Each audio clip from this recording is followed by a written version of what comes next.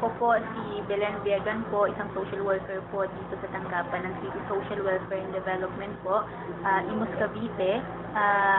Yung mga bata po na nandito sa amin, yung mga turnover po ng mga concerned citizen, barangay officials, mga kapulisan po natin, dito po sila pansamantala lamang. So, dito sa aming temporary shelter, pinoprocess po ang kanilang mga damdamin, kanilang mga utak po, upang sa ganon, ma-prepare natin sila kung saan man sila pupunta, o malaman natin kung ano bang istorya ng buhay nila, upang sa ganon, malaman natin kung ano yung intervention para sa kanilang lahat. Okay, meron tayo dito, street children, meron tayong children conflict with the law, meron tayong mga bata na biktima ng iba't ibang pang-abuso, meron tayong mga founding elderly po, na kung saan nandito sila pansamantala lamang. So, iba't ibang problema with limited facilities, pero nakaya pa naman po namin na matugunan ang kanilang pangailangan kahit limitado. Sa nakikita nyo nga po dyan sa inyong likod, ang mga bata gumagawa ng mga iba't ibang mga activities. Halimbawa natin, paper craft making po, upang sila maging productive ang kanilang oras. Kapag umaga naman, meron silang tutorial session po. Paghapon naman, meron silang group dynamics, merong basta iba't ibang activities na planado ng aming house parents and volunteers po. Okay. Sa amin namang mga social workers, binibigyan namin sila ng iba't ibang mga activities tulad ng psychosocial interview, upang sa ganon malaman namin kung ano yung kaibuturan ng kanilang puso, paano sila nagfa-function, medyo malfunctioning ba sila or medyo okay ba, sila ba'y under sa trauma or okay na. So kung under sila sa trauma, ginagawa po namin, nire-refer po namin sa mga proper persons po, halimbawa po PGH, nagre-refer kami doon for psychological or psychiatric evaluation and possible treatment po. So kung hindi po sapat ang aming resources sa loob, doon po kami nakipag-coordinate sa iba't ibang institusyon sa labas, upang sa ganon at least maging complete po ang intervention para sa kanila. So, ngayon, sa buong Pilipinas, dumadami yung street children talaga, lalo-lalo sa mga urban areas. Okay, ngayon, ano yung mga rasones? Isa, they experience iba't ibang pang-aabuso sa kanilang pamilya. Okay? Nade-deprive yung mga basic needs nila, tulad ng pagkain, yung sa paglalaro, sa edukasyon. So,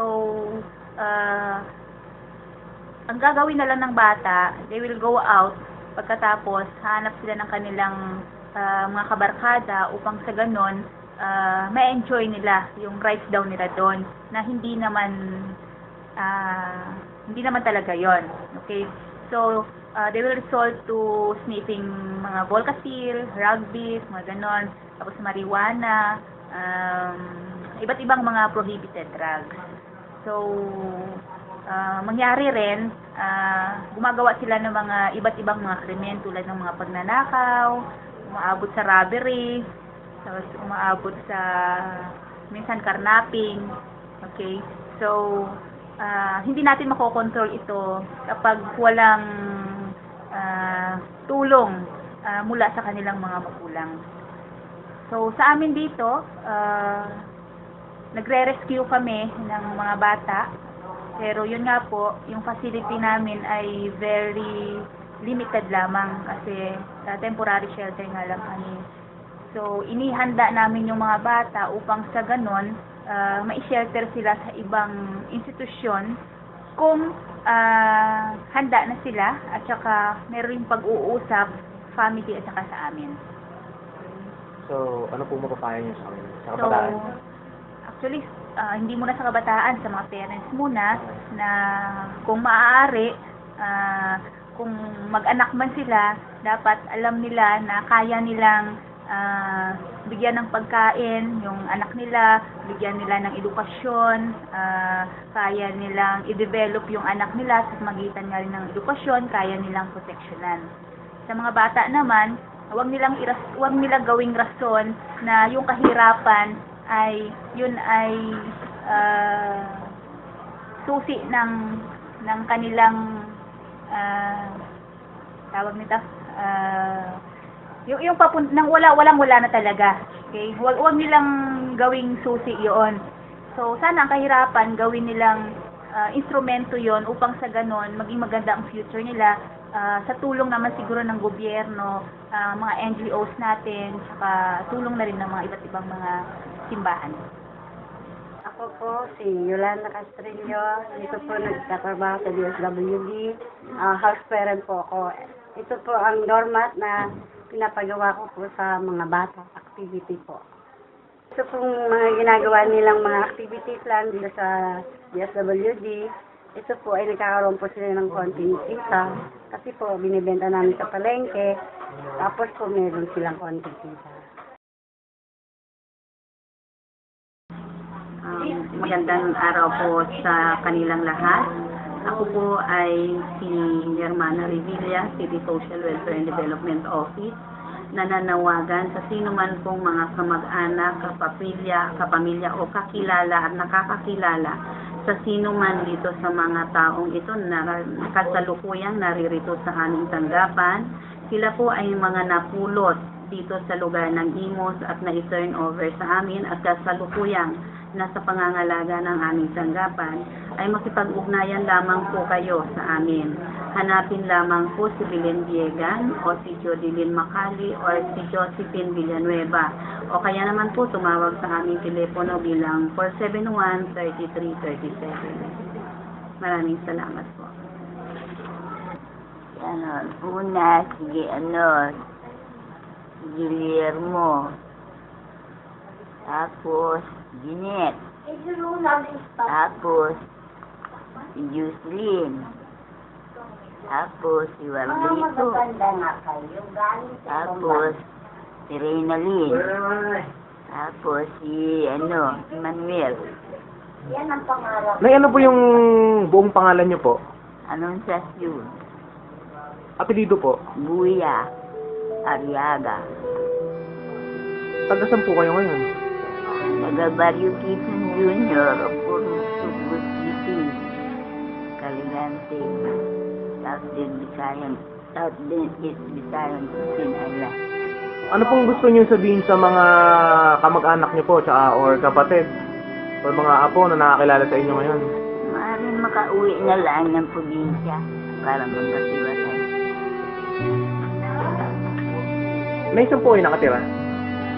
Kahit saan, mula nung isang taon na po, isang liquid pagkabisi.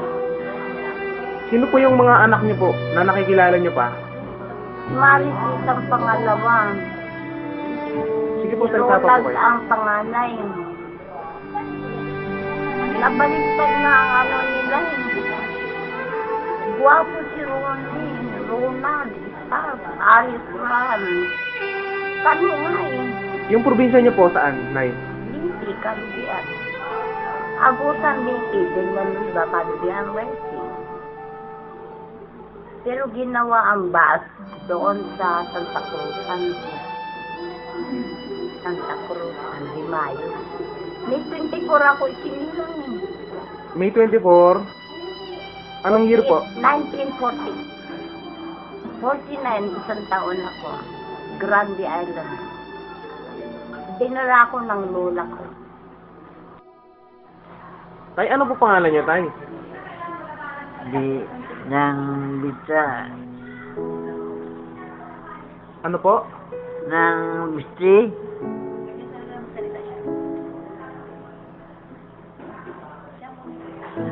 Ano po masasabi niyo sa mga anak niyo?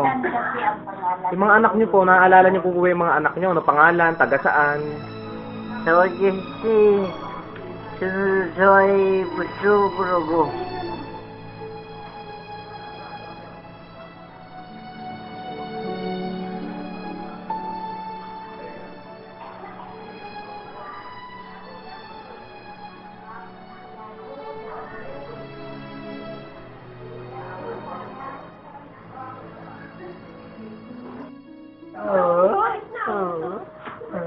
Buloy, ilang taong ka na, Buloy? Budoy.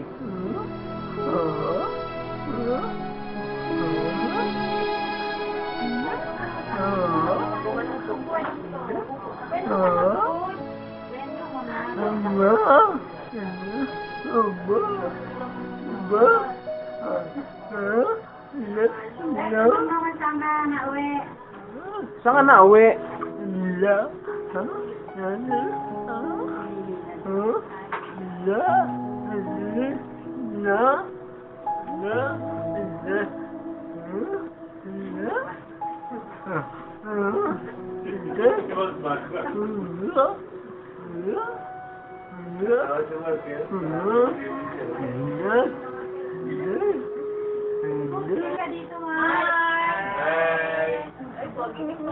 Tingin dito, tingin.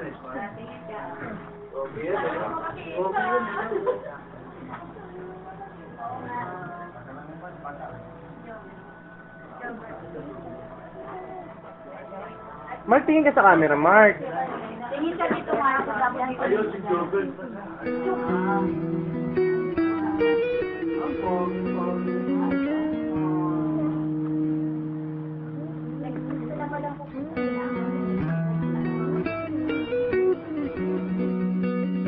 Maswerte tayo dahil meron tayong bahay na sinisilungan, nakakakain tayong tama sa oras, at maraming nagmamahal sa atin.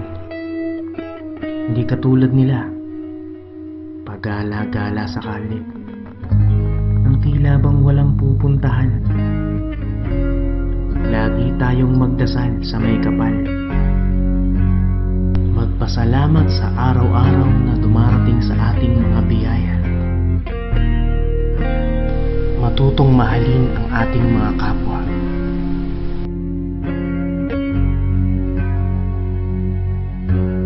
At kung ikaw ay naliligaw ng landas,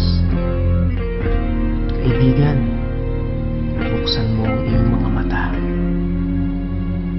para sa malalim na bangungot ay magising ka.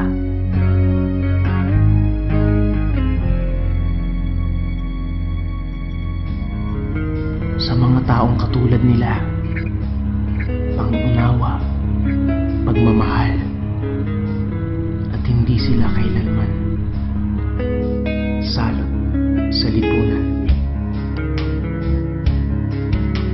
Hanggang sa muli, ito po si Rob San Miguel sa ngalan ni Micaela Gonzalez na kumakatok sa mga